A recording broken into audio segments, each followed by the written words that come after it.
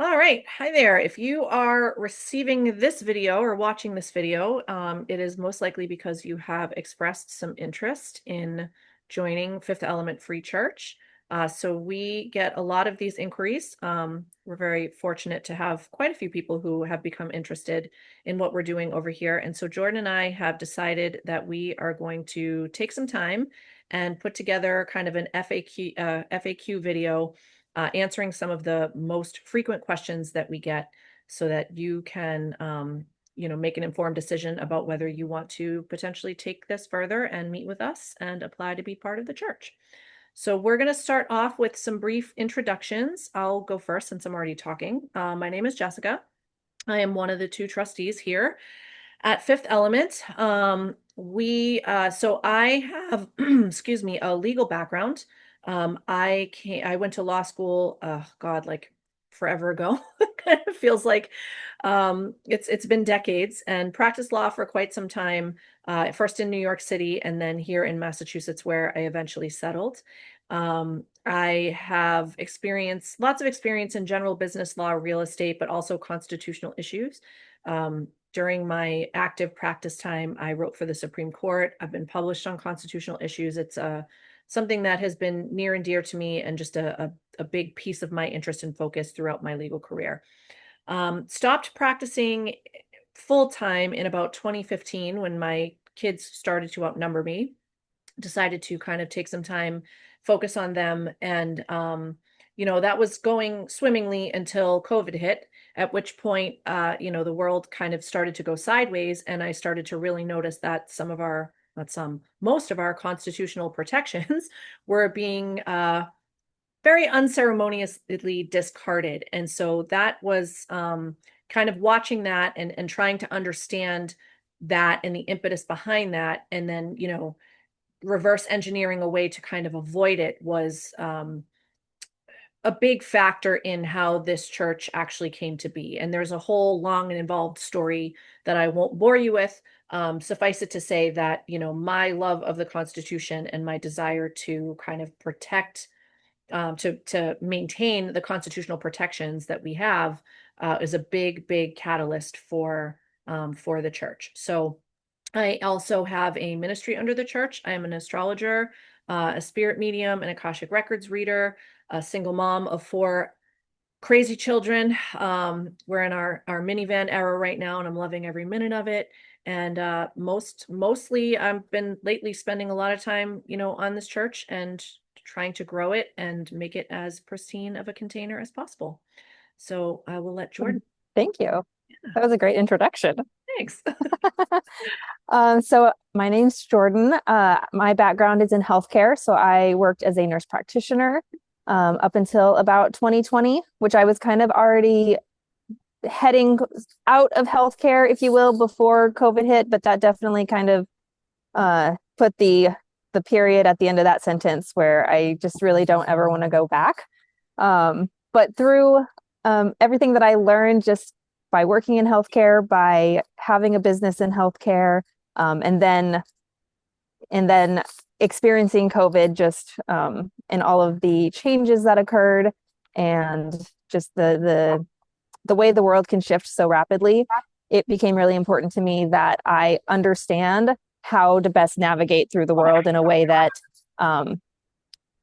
that was true to my authenticity and also worked with the rest of our culture and society. So that's kind of how I came to this era. And Jess and I met just kind of randomly on a Zoom, and it was quite the fated event, I guess. Love at first sight. Love at first sight. Yes, yes. So yeah, that is my background, and yeah, I'll echo what you said, Jess, about like the church really was just yeah, we definitely backed into it. We were not necessarily searching for it. It found us. Yeah. I think is a good way of saying that. And we wouldn't have it any other way. So with that, one of the most frequent questions we get is, what is a free church? So maybe you want to take that one, Jess. Sure. Yeah. So one of the questions that we do get quite a lot is, what is a free church? How is this different from your average church that you that you see when you're walking around. So a free church refers to the fact that we have decided over here that we are going to be completely First Amendment based and not seek approval or permission, I guess, from the government to exist. Now, this gets into constitutional theory, so I'll make it as bite-sized as possible. But essentially, the First Amendment of the Constitution provides that, for the most part, the government is supposed to keep its hands out of religion, right? This is a fundamental building block of our American society. Um, and so, the command, if you will, via the First Amendment is hands off, right? Hands off of churches. And so churches in this country are allowed to, although they don't really take advantage of this, they are allowed to form and to not apply to the government for any type of permission or recognition. Now, what are the forms that these recognitions take? There's two major ones. The first one is federal. It is the 501c status, right? So for those of you who aren't familiar, the IRS tax code section 501c is the section of the tax code that defines nonprofits. It creates a category of nonprofit entities that can apply to and potentially be accepted for tax exempt status. Churches and spiritual enterprises are included on that list, which unfortunately has the side effect of making churches, ministries, and the like think that they have to apply for 501c status in order to be considered tax exempt. That is actually not the case. And if you read a little further into the tax code, which a section that some of you may have heard of before, we come to section 508c1a, which essentially is the recognition that because of the First Amendment, we as churches cannot be forced to apply for 501c status. We automatically are considered to be nonprofit because there is no mechanism in American law for taxing a church. And so a lot of churches being comprised of, do-gooders and people who want to follow the law, and also being advised by certified public accountants and lawyers and, people who have come up through the system, they are advised to and do in fact apply for 501c status, although they do not have to. And so that's the number one way that we remain free of the government and, specifically 501c, because in exchange for tax exempt status under 501c, you give up a lot of your free speech rights. And so we as a church have decided that we do not want to make that trade-off. So we don't apply for 501c on the federal level. Additionally, the second way that government approval of what we do can exist is through state incorporation, right? So, we have the bifurcated government with federal and we have state. And so a lot of churches, in addition to obtaining 501c status from the federal government, they go on to apply for state or, to basically create a corporation, right, around their church. And so the church becomes an Inc. or an LLC, right, whatever. And by doing that, what you unfortunately do is you kind of put yourself under the boot of whatever state you exist in, right? So now you become kind of automatically, you're consenting to laws that may or may not otherwise apply to you because of the First Amendment, right? So again, we're getting into free speech stuff. We're getting into potential licensure stuff, right? This is, highly technical legal stuff. And if you have specific questions, we are absolutely available to answer them. But just generally speaking, once you've asked the government for permission to exist, you are hard pressed to then turn around and tell the government, well, I'm not going to follow those laws, right? That doesn't work. However, if you remain free of government oversight, kind of intentionally, doesn't mean that we're renegating over here, that we don't follow laws or that there's no law and order. That's not true at all, right? We actually do everything in our power to keep ourselves on the right side of the law because it's just simply easy and kind of godly to do that, right?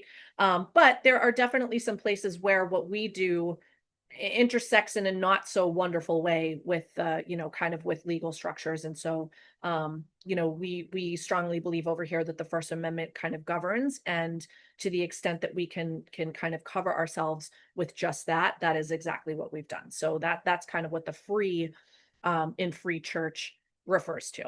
Did I get everything? Well, and we also learned over the past few years that mandates can come down that we may or may not agree with. So at any point in time, the rules can change, if you will. And so by not submitting to the jurisdiction, we at least have an argument to maintain our sovereignty and our own authority.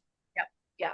Yeah. A lot of this came up with like mask mandates and things like that. And honestly, one of the biggest kind of eye openers for me was when COVID happened and the government told the churches that they had to shut their doors, and the churches obeyed. Right?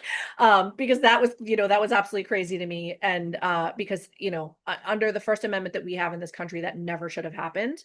Um, the government had no right to ask, the churches had no business of obeying it. And then the question in my head was like, why are they doing that? And the answer came back to 501c, right? These churches were afraid that if they pushed back and made political statements against the government, by opening their doors, that they would have their 501c status yanked from them, which fine, yank our 501c status, right? There's still no mechanism for taxing churches. So, it becomes kind of superfluous, and you're just really giving up stuff that you don't otherwise have to give up, right? Churches and the people who comprise churches have some of the loudest and smartest voices in the country. So no need to uselessly or needlessly silence ourselves if we don't have to. So that's, really kind of one of the biggest, things that we do over here. All right. I think I got that one. Yeah. All right. So one of the second questions that we come up with a lot is, what types of enterprises lend themselves well to ministry work? So I guess I'll let Jordan answer that Yeah. one. Yeah. So the short answer is anything that's spiritual in nature. But what we have found is they tend to categorize, and these categories are not all inclusive. Like, we're open to anyone that's doing spiritual work, but we tend to get people who fall into like a health and wellness type category. Childcare or early childhood education is another big category. We have quite a few children's ministries.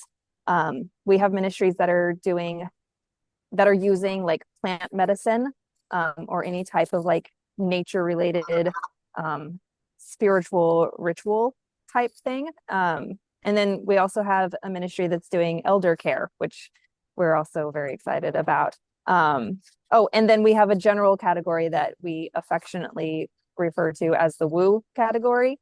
And this is like where Jess falls in. So like astrology, Reiki, anything that is like that tends to not be regulated, that's doing spiritual work, is kind of falls into that category. And then I think that's about it. We're definitely open to other ministries doing other things as long as there's a spiritual component.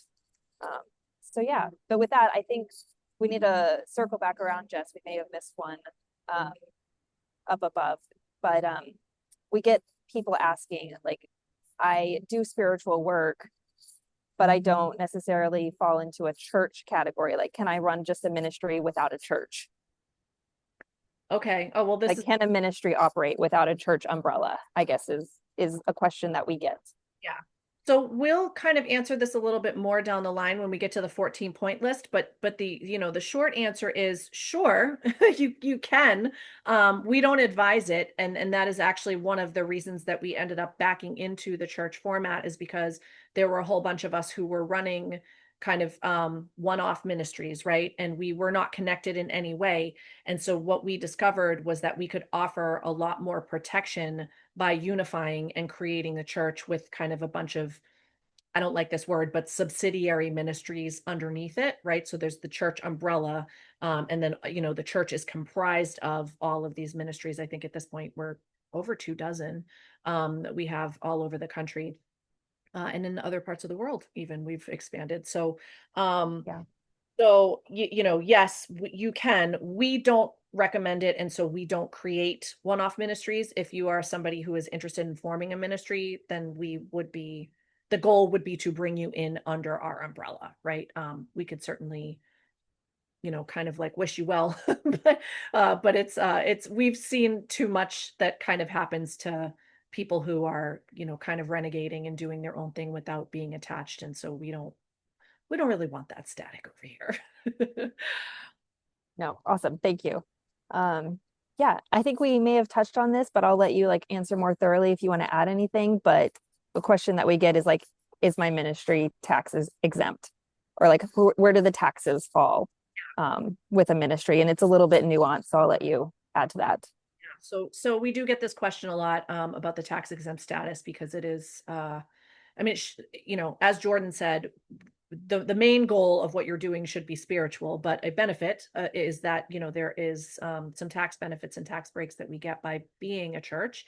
So the short answer to the question again is yes, technically we are a nonprofit, even though we don't apply for 501c status and we don't even seek it. As a church with attendant ministries, we are by law considered to be nonprofit, a nonprofit organization, and as such, we are tax exempt. So that means that that your entities, right, the church itself, but also the subsidiary ministries, are not subject to taxation. There can be situations within the ministries that can create taxable in events, right? So for example, as a ministry, you will have a mission. And you as a nonprofit are bound to that mission. So, if your mission is to, for example, in my case, bring astrology to people, right? And to, kind of connect them spiritually in that way.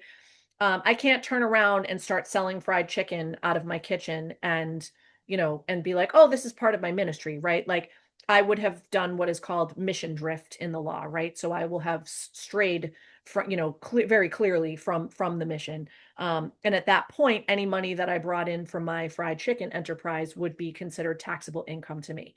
Similarly, we have an issue with individual taxation, right? Because not only does the government in all its infinite wisdom charge taxes or levy taxes against corporate entities, but obviously they tax us on an individual level as well. So we do work within the legal framework of housing allowances, which are tax exempt money that is permissible to pass from ministry to minister. And there's a whole, I mean, again, this is not to put the cart before the horse, but if you enter or, become part of our organization, we go through this with you kind of ad nauseum because we're sticklers for how the money moves around here. We have to be, right? Because again, it's not about renegading and just kind of completely flipping the government off. It's very much about, okay, but these are the rules, and we want to stay on the right side of them. And so we do, work with you to create a comprehensive housing allowance that is true, right? That's true to real life and that allows you to pass money from yourself, from your ministry, sorry, to yourself as minister of that ministry, which would be tax exempt.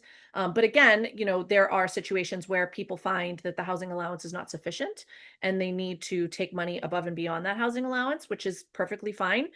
You can take a salary, right? As a minister or a director of your ministry, you can absolutely take a salary, but you do have to pay personal taxes on that, right? So this, as you can imagine, is very, very ministry specific. Every ministry that we see has their own financial kind of considerations. And so we work with each one of our ministries very carefully to make sure that everything is on the up and up. We have accountants that we work with in case, if something kind crazy comes out of left field and we need more professional help. We can refer you to people who actually do this for a living. And yeah, so we are, again, we're very meticulous about the way that the money moves around the church because we have to be. Yes, and we'll get more into that in a little bit because we have a couple more questions on the financials. So yeah, but it is a big part of the framework that we provide, and it's very important. It's probably one of the things we put a lot of energy into making sure that the money is moving properly around the church. We really do. Yeah, because what we've discovered, and this will kind of lead to our next question, Jess, is like our risks as ministries are different based on what we're doing and where we live, but the IRS is a risk to all of us. Yeah. So yeah, there's very uniform in that way. Yeah. And you're right, that does kind of segue exactly into the next question, which is, do I have to be licensed, right? So some of us are in industries where licensure is required. We see this quite a bit in healthcare. We see it with our early education ministries. And it's cropped up in a couple of other areas as well. So I'm going to let Jordan answer. Yeah. So the licensure question. The licensure question. It's a big one. And it's really individual specific. It's very nuanced. Again, it depends on the line in the sand that you're willing to draw, what industry or state you work in, or where you live. and what your overall goals are. So that's kind of the short answer is it depends. As a church, we support you either way. So licensure or non-licensure, like we definitely work with you to see what would be the best path forward. And we've done it always. I feel like at this point, we've done it always. So yeah, you can if you are already licensed and want to stay licensed, that is probably fine. If you are not licensed and want to remain unlicensed, that is probably fine. And if you're somewhere in between, like we work on what that plan is and what your unique and individual risks and benefits are depending upon where you live. Because it is, again, like it is specific on what you're actually doing and where you live. Yeah, definitely something we have to handle on a case by case basis. But we do really support, a lot of people have worked very hard for their licenses. We don't want to, uh, we don't want to create a situation where a person feels like they have to give up something that they've worked very hard for. But we do also have to recognize that licensure gives it's a carrot that the government kind of dangles for people. So, and again, we saw this during COVID where it's like, put masks on the 2-year-olds or else we'll yank your license, right? Like it's those types of things. And people have all sorts of kind of feelings and reactions to that. And so we are very sensitive to it and we work with you kind of wherever you fall on it. We've really come around to kind of being very flexible with the licensure question. Yeah, I was gonna say, like when we first started the church, we were very adamant on Yeah. no, yeah, absolutely, no interfacing, no licensing, etc. And we've definitely walked back on that the more we've Yeah. done some research and sat with ourselves and like Yeah. Well, decided. very strong reactions to it, and and a license, having a license to do what you do is nice because it means that the community that you form around you can presume competence, right? So that's, we don't want to take that away from people either. So again, it becomes a very personal thing, and what we have found is that there aren't very many gray area ministries, right? People come to us and they are either like adamantly I want to keep my license or adamantly I do not want to keep my license, right? Like we don't get a lot of people who are in between. And so we've Yeah, worked hard to kind of make a plan that covers everyone, right? Based on their yeah, unique. yep, exactly. Very cool. Okay, so let's kind of get into the nitty gritty, the details. And a question that we often get is like why join this church? Why not just do a ministry on its own? What is the benefits? Yeah, so this kind of harkens back to what we were talking about a few minutes ago. And I made reference to the 14-point list. So let me get into that. This is another IRS gem. So, one of the benefits that you receive, I would say probably the major benefit that you receive, aside from things like community and being surrounded by like-minded people, which is huge. I don't want to undermine or like downplay that. But from a legal perspective, what we have found is that when you are running as a kind of mom and pop ministry without a community, you become very easy to pick off, right? For the government. Be that through a licensure attack or through a taxation attack, like by the IRS. It becomes very difficult for standalone ministries to substantiate the validity of their existence, if you will. And so we over here at Fifth Element kind of quite by accident backed into what the IRS refers to as its 14-point list. Now, I will start off by saying that I will die on the hill that says that the IRS has no business having this list because of the First Amendment. However, the list exists. And it is also important to note that the list and the things that are on the list are not law. Okay. They don't have the force of law. What the IRS has done is they have gone through all of their letter decisions or letter rulings, they call them. In some cases, this has come directly from case law, but for the most part, it's basically just the IRS going through its own administrative body of law that it has created within itself as an agency. And it has compiled a list of the types of things that it looks for in order to determine if a ministry or a church is what it calls bona fide, right? So legitimate. And again, under the First Amendment, the IRS doesn't have any business deciding what is or is not a legitimate church. However, the fact that they have handed us this 14-point list is essentially akin to them turning over their playbook to us At which point, we can say like, all right, fine. If this is what the government wants to see in order to determine whether a church or a ministry is bona fide, then we can do this, right? The problem then becomes one of bandwidth, okay? Because it's a very comprehensive list. There's a lot of things on there.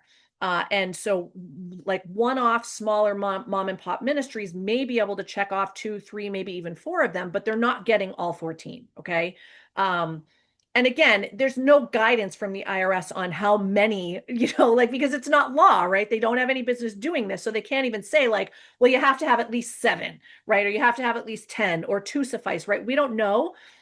But, obviously, when they give you a list of 14 things, if we can colorably say, like, we check off all 14 of them, or we've got 12 solid, right? We're in a much better position as a church and with our subsidiary ministries, than we would be if we were kind of all operating alone. And so when we band together kind of contractually and, as a community, we can check off those boxes. So as a church, right, as a conglomerate, we are able to check off, I would say pretty much all of them, I think at this point. I haven't been back through the list in a little while, but it's things like a distinct legal existence. We have that, right? Programs for educating the young is another one on there, right? So our children's ministries, having those check off that box, even though, my ministry doesn't do anything with children. But I am affiliated with a church that has ministries that do, right? So as a church, we check off that box. Help me, Jordan. I know there's Rather regular worship services. regular worship services. We've checked that box off. We hold Saturday sermons. When we started off, we were doing them just about every week. We've slowed that down a little bit to now we do them monthly, but we do them over Zoom. And sometimes we pre-record them and we post them on our YouTube channel. But we have essentially regular worship services, and you can, I mean, Literature, like yeah, your own body of literature. ecclesiastical kind of I don't know if is the ecclesiastical court system on there. No, it's not. um No, but that does add validity. right. And also I should mention that there is the all-inclusive 15th point that the IRS throws on the end, which is like any other thing that we want to consider, right? Gotta love the government because they got to make sure that they get absolutely everybody's money. Because that's the point, right? The point of the list is to try to discredit you. If you go in, if the IRS catches you and they're like, oh, you're not really a ministry, like you're just a corporation, or, Or you're just like an individual or a family. right. Yeah. We're gonna, and this is how we prove it, right? Because you're not checking off any of these boxes. So our goal as a church, one of our many goals, is to make sure that we provide a container that actually does check off all of those boxes so that we don't, so that our ministries can feel safe associating with us, right? So that really is, kind of one of the biggest, I would say, if not the biggest benefit, I think, of kind of joining, right? Of being part of our overall organization. And if you're Well, in, and just having the education and the resources to understand how to run a nonprofit, because right, that's a way that the IRS has gotten a lot of ministries, is just because there was probably some ignorance and just yeah, not knowing. for sure, for Yeah. sure. Yep. Um, there was something else I was going to say, but it went out of my head. So, all right. So we're sticking with nitty-gritty questions now. And the next one that we get quite frequently is, how do I apply? I'm interested, right? You've sold me. I want to join. Yeah. So we have gone through many iterations where we try to keep it as simple as possible. So in addition to Jess and I being trustees, we also have a board of advisors. There's 3 others, so there's 5 total. And what we ask is for interested parties to submit a video application. And we do that for a couple of reasons. One, it just seems to be more efficient than doing something, long, drawn out and written. But also it allows the board and us to get a sense of the minister and the ministry and what they are hoping to achieve by joining this organization. So submit a video. We have a application fee as well. The application is reviewed by the board. And then it's kind of we discuss it, we talk about risks, benefits, how this would fit into the larger ecosystem of the organization. And then we kind of vote yes, no. If it's yes, which more often than not it is, if we've gotten to this point, Then we draft a memorandum of understanding, and that really just sets expectations for the potential ministry and also the church, and it outlines rights and responsibilities and roles for each of us. So it goes both ways. And then once that is signed, then we get started on like the actual what we call formation documents. And so we send basically an intake form that potential ministries complete, and it just has all of the detailed questions of, you know, name, trustee, etc. And we go through. We have it pretty streamlined now, and that just gives us all the information that we need to get all of your documents set up. And then after that, we really get into more of the just like day-to-day workings, and that includes like getting your housing allowance completed, and then we kind of funnel you right into our education piece, our ordainment education. Um, so yeah. One thing I'll add, the Yeah. information document process, we also create trusts for you. There's a big, the formation documents that kind of give you the legal structure, uh, around the ministry. But then in addition, all of our ministries get a trust. And, that's a whole nother thing, right? Again, if you come into the church, eventually you'll get to be part of our ordainment education, and you learn about trusts as part of that. So I won't go too in depth now, but it is a big piece of what we do. It kind of unites us and contractually bounds us all to each other. The trust is a big piece of that, and in your banking and the finances, as we've alluded to several times, making sure that the money moves properly throughout the church is a very high priority over here. And so we teach you, kind of how to deal with a trust, how to bank via a trust, right? How to run your ministry through a trust. And so that's a big piece of it too. Yeah. And I'll just add that like everything we do is by private contract and everything's common law. So there's no like registering of this trust, Yeah. because that could be a question. Yeah. Yeah. Where do I register? Where do I go? I mean, it's adorable. I love when those questions come in, because it's just, we're so programmed to believe that like we can't possibly be doing anything without the government having some eye on us. And it's like, nope, we're just not. Like we just we just exist over here. Like it's okay. You don't have to flash the government everything that we're doing. Yeah. Yeah. Oh, and I'll just add, so as far as um once the application is approved, then we do have a requested donation to form ministries. And it's like a one-time fee. Um, and so we just ask, we have like a fee schedule. And so we want to ensure that we are um, advising you correctly and ensuring that, how to say this.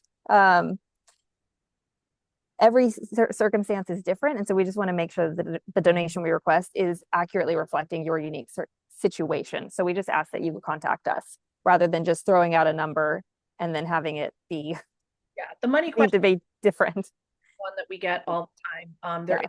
There is a fee. There's the application fee, but then if you do join, the fee that, fee, I don't even like to call it a fee. I mean, it is a requested donation, Yeah.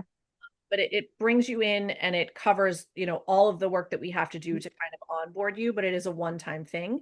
We don't have, it's not like we're hitting you up for money all the time, although there is also a continuing financial obligation.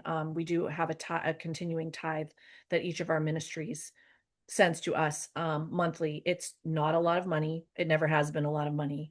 We've never increased it at all since we've been doing this. And we actually get that comment quite a bit from people who are just like, why aren't you charging more for like all the services that you provide? And it's like, because, we're not doing this to make money. That's like not the goal here. It's more of an energetic exchange, I think, than anything.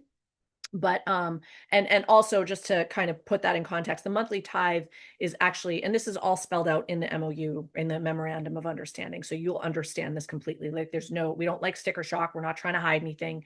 The monthly tithe, actually a good portion of that is earmarked for a legal fund. So since we've started, we promise in the MOU to put away a minimum of 25% of the tithes that we get. In practice, we've actually put probably closer to 75, 80% of them into Yeah. which is just literally just a rainy day fund, right? Like we have it, it's in a high yield savings account, like it's collecting interest, right? It's literally just there, like making money. And it's for when inevitably we have a situation where one of our ministries needs help, right? We want to be able to offer that type of help, not just spiritually and kind of energetically, but like, hey, here you go, right? You need to give a retainer to a lawyer because you're like in hot water over here. Like we want to be able to help as best Yeah. as a Yeah. community. We don't, I feel like we don't have our head in the sand as far as challenges occurring because we're definitely not putting ourselves in a box, so Yeah, to speak. right. Yeah, we're not, because we really do firmly believe that we're not doing anything untoward over here. I mean, we're not, right? But that doesn't mean that the government agrees with us. And we have definitely had, not a lot, I mean, knock wood, now that I'm saying it, but we have had run-ins with some government agencies who are just kind of side-eyeing us and being like, what do you mean you're not registered? What do you mean you're not right? And it's just kind of like, we're not. And thus far, again, knock wood, it has not risen to any crazy level. But we, and who knows, right? Maybe we're just being paranoid and it never will. But we want to be prepared just in case it ever does. And so that's really what that tithing obligation is about. It's more about community than it is about lining mine and Jordan's pockets. Because trust me, we're not Yeah. we're not making millions over here. So Yeah. We don't have any private jets. no, not yet. Not yet. Well, do you want to just go ahead and outline the rest of the ongoing requirements? Yeah, sure. Yeah. Yep. So the monthly tides in the legal fund, we checked that one off. The other thing too, and again, this all ties back to the making sure that the money is moving in a responsible manner. We do have quarterly financial check-ins with each of our ministries. So at the end of every quarter, you will get an email from me that is basically, or Jordan, basically just saying, all right, it's that time again, right? We do even though we're tax exempt and we don't really need to employ accountants, largely, there's no reason for accountants to be involved in what we're doing. We do demand, I will say it, that you bookkeep, right? We do not do well and we've had not many, thank God, but we have had some who have come in and have just been kind of like, throw caution to the wind. Whatever comes in, and whatever goes out, goes out. And we're just like, no, absolutely not, right? As a nonprofit, we are bound to certain standards and we make sure that our ministries stick to those standards, all of them, because all it takes is one bad apple to spoil the bunch for the entire church, right? Especially from an IRS perspective. And so we don't want to let that happen. Now, that said, if you are somebody who, has never run a business before and just genuinely doesn't understand how this stuff works, that's fine, right? We will work with you. Jordan has donated so much of her time and energy to working with specific ministries and just bringing them up to speed on basic bookkeeping, what it looks like, how the money needs to flow. So we field those questions constantly, and we absolutely are fine with that because we understand that everybody comes in with their own unique kind of knowledge base and kind of set of values around this, right? So And we provide bookkeeping for those that don't want to. provide bookkeeping services for our ministries if you need them. So you can outsource that to us and we will just help you because, sometimes it's that bad, right? Or sometimes the ministries are that busy, right? That they need Yeah. they need the support. And so it's easier to kind of keep it, keep it in the family, I guess, if you will. But yeah, so we have those quarterly financial check-ins. They are not, uh, unless you're having serious problems, which doesn't happen often at all, right? Because again, we're there supporting you throughout the year. It's not like we just show up in your inbox, at the end of every quarter and we're like, all right, kind of like show me the money type of thing. It's genuinely just you submit a very simple profit and loss statement to us. We go through it. We make sure that everything looks okay, right? That there's not like any sketchy items, that you're not spending all of your ministry money on Grubhub or, something like that. Unless you have like a legitimate reason to be doing that, but most ministries don't. Um, and that's it, right? If everything looks good, you kind of just get an email back with like the thumbs up, like, all right, awesome, keep going, right? If there's anything we see on there that gives us pause or we have questions, we respond and we kind of say, hey, can we hop on a call? Can we just ask you about this, right? We have not ever had a problem that with the financial check-ins that we haven't been able to solve, right? Everything has been, it's never been a situation where like, oh, sorry, like your finances are so bad that like we need to just like kick you out, right? Like that does not happen. Or, and not to say that it could never happen, but you can trust that Jordan and I would be like, we would have bled out energetically for you to stop that from happening, because we really do want to make sure that that everybody gets this, because it is relatively simple. For the most part, nonprofits are run exactly like for profits, with a few key differences that we walk you through very, very specifically. And so those financial check-ins are not something to fear. They're really just a way for us to kind of keep tabs and make sure that everything is running smoothly, because we do, yes, we are a unified um organization, but each of our individual ministries, we promote your sovereignty, right? Your sovereignty. That is like a huge piece of what we do over here, is that like we want to unify, but we also want you guys to have the energetic space and freedom to minister the way you see fit, right? Like we don't want to micromanage you. We don't want to herd cats. We don't want to be part of your day-to-day operation unless you need us to be, right? And so that's, but at the same time, we have an obligation, a fiduciary obligation and a spiritual obligation to the overall church to make sure that our container is set up well, and that everybody is kind of fitting into it the way that they need to. So that And all of that is laid out in our education modules. Like we have modules for all of that. everything we take this very seriously. I know I've said that like a dozen times, but like I kind of feel like it can't be said enough. And then the only other real ongoing requirement is the guest minister spot for a monthly sermon. So this goes back to what I was saying about the 14-point list. One of the things that the IRS likes to see is that there are regular worship services, and so we can check that box very easily by having these kind of set dates where we get together and we have a sermon, right? Essentially is what it is. And so we enlist the help of our ministers to do that, right? So we have a like a sign up genius, right? Where we have our ministers come in and they sign up, right? We only ask that you do one, maybe two, but we have some ministers who like to do multiple, right? They have like a whole series of information that they want to present. And so they'll come in and they'll do like a 2 or 3 part kind of sermon, right? We don't care as long as that box gets checked off. It helps us to check off that box, but more importantly, I think um it has like we have ministers doing the most amazing things, right? Some of the coolest things I have learned just about life in general and different pockets of life have come from our Saturday sermons. Like, because we have people all over the country doing such amazing stuff, and it gives them the opportunity to come and kind of showcase, like, okay, this is my area of expertise. This is what I minister to. This is how I do it. And it's absolutely fascinating, right? Absolutely fascinating. And so we have created very inadvertently this like amazing YouTube channel full of our Saturday sermons that is just such a wealth of information, like spiritual information, but also, I mean, it goes beyond, right? Because spirit is so basic. And so it transcends into the earthly realm as like, so many different practical suggestions for living in the best, healthiest way possible, right? So, Yeah, it's stuff that you're not going to find right, anywhere else. it's completely free, right? We don't charge people, right? It literally just exists, and our sermons are public, right? For other people to find and see, so that they can see what we're all about and what we do over here.